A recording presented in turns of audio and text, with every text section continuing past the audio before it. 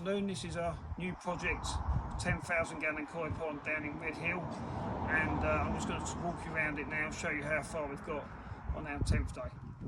This is the pond itself, going to be a natural rock edge submerged under water level, approximately 11 metres by 4.5 metres by 1.2 metres deep.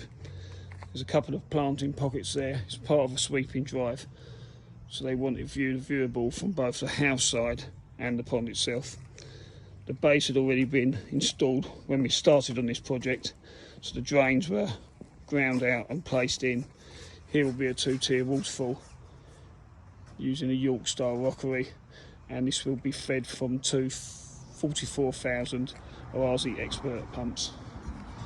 Here we've got two drains, two mid feeds low down there, and one skimmer that's gravity or pump fed.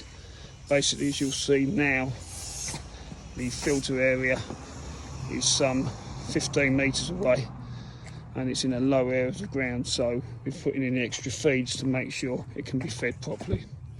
I'll take you around the filter chambers in a moment.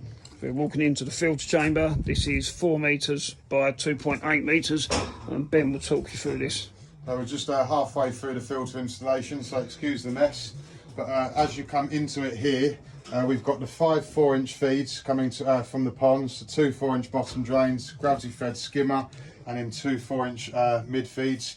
They all go into here. With each individual one has got a purge because of like the 20-25 metre run, so we can purge them all individually. It goes through the 110mm pressure pipe against ball valves there to isolate and control going into the filter.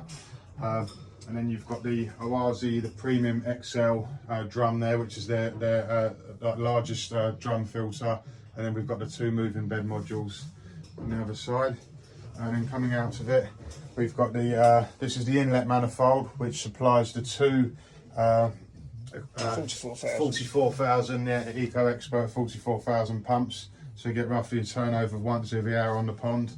It goes through to the 2 UVs, and from the outlet manifold back to the pond via 2 returns in the pond and 2 returns on the waterfall. This can also be split up, so if the client decides to have the waterfall on a timer, that can be done so as well. Obviously everything's got total control over the flow. Everything's on split unions, so if anything needs to be serviced or maintained, it can be simply unscrewed, maintained and put back with minimal disturbance.